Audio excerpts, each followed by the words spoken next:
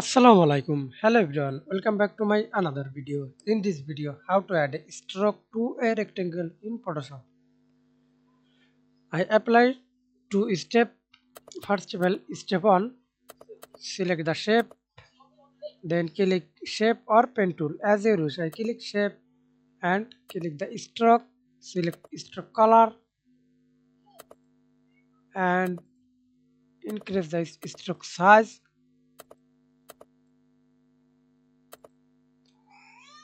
Okay, and step 2, click the shape, click FX, stroke, select stroke color selected. I use for black color. Increase the size, up arrow key. Okay, opacity. Okay, thanks for watching video. Please subscribe to my channel, like, comment, share.